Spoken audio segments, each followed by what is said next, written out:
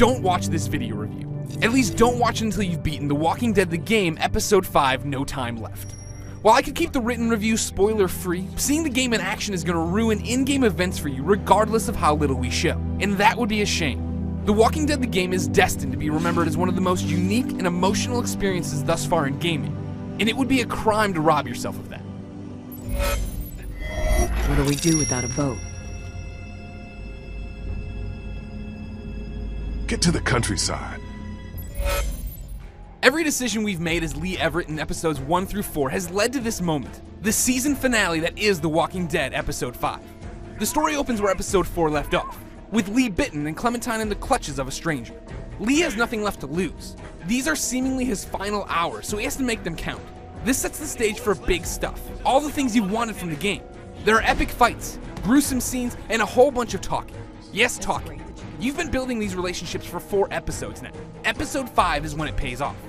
When the decision from Episode 2 that seemed like a no-brainer comes back to bite you, when you get to see who will stand by your side when things go wrong. Episode 5's laser focus keeps you on your toes, allows you to reflect on your actions, and has you soak in the severity of what's going on around you. This all happens thanks to top-notch voice acting, those graphic novel visuals we all dig, and the best use of sound in the season, from the score to the action.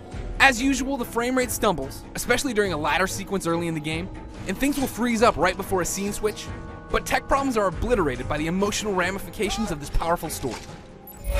Take their goddamn arms off!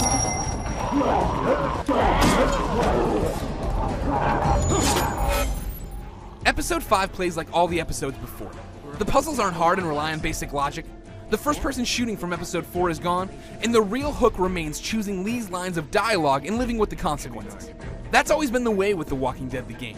It's more a choose-your-own-adventure game than a traditional adventure game. The excitement doesn't come from figuring out how to open a jammed door.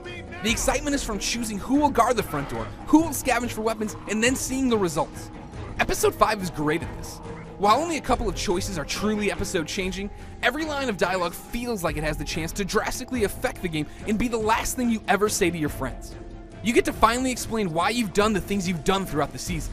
Everything feels epic because we know we're hurtling towards the conclusion one way or another. With that comes so many emotions, and they're going to be different for each and every player. Expect to feel in a way few games have ever made you.